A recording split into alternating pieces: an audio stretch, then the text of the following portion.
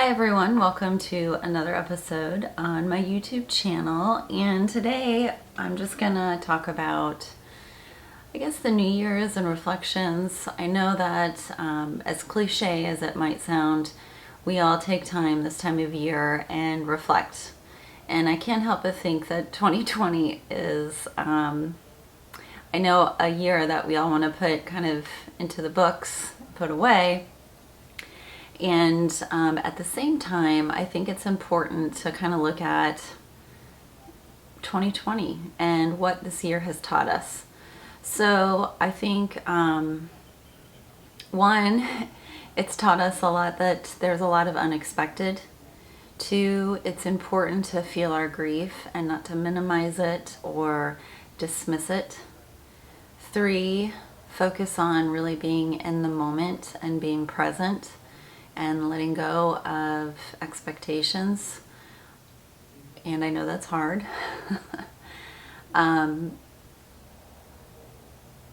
Four, it's important to really kind of think about what we're thankful for and grateful for. Five is that saying goodbye is hard, and we don't want to dismiss that. And I think, the last thing I guess that I want to talk about is don't dismiss or stuff or shove our emotions down. And maybe the last thing is the importance of connection. So I think that as we look at the new year, 2021 isn't going to magically make 2020 go away and all the things that happened. It's important to focus on hope instead of expectations, as I've mentioned in my previous videos about the difference between the two. But I also think it's, for me, I'm going to say it, guys, I think it's important to reflect to learn from, not to reflect to make us hurt again. In my therapy sessions, I often talk about if we're going to look at the past, we need to look at the past through a learning lens instead of, I'm going to go drum up the past and try and change the past, which we can't do. So in these lessons, at least I know that I've learned, the importance of connection, the importance of processing and feelings are feelings, the importance of working through our grief, that every day isn't okay and that's okay.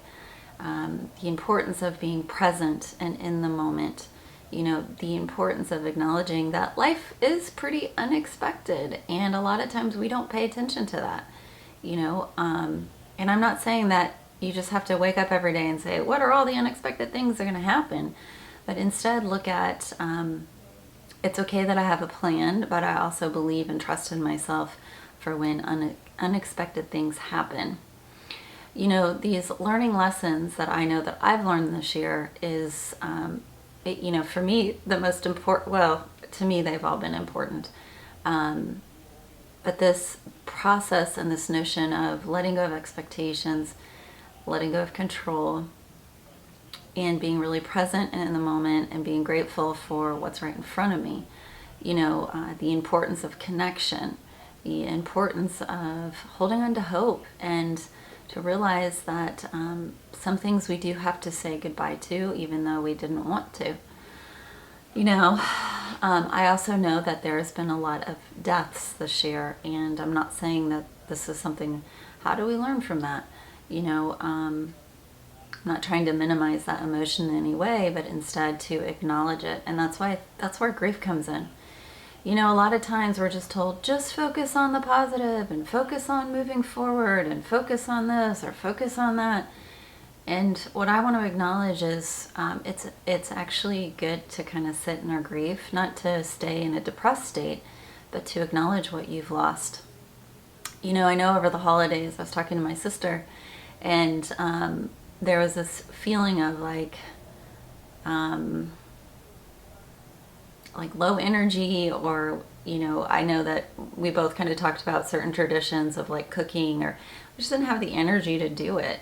And so to hear someone say, oh, you can do it, just focus on this, I think those things are good, so I'm not dismissing those either. But I think before we can get into the having the energy too, we also have to say it's okay to kind of slow things down and acknowledge that there are some days that we just need to kind of do something different.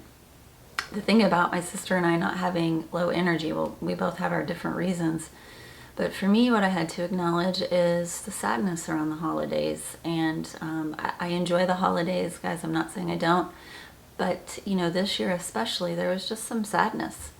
And without being able to acknowledge that, I could have just kind of stayed numb or that low energy. Without being able to acknowledge that, like, I was having some feelings, or that, and that my feelings were okay, and that I was able to acknowledge grief and let go of the expectations that this, 2020 holiday was going to be something that it wasn't going to be.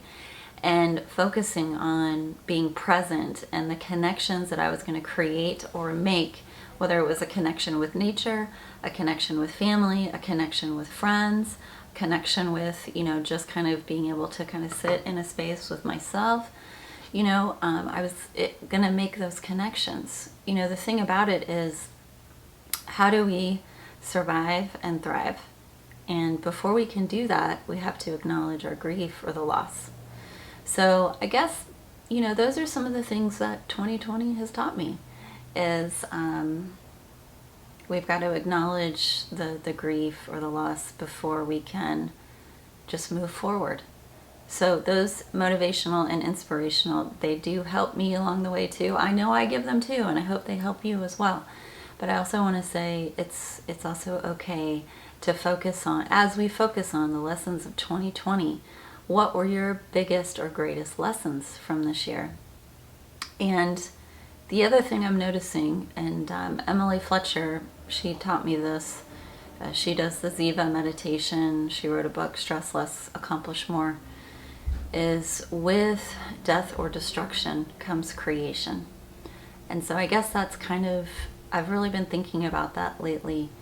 And even in 2020, what have I created?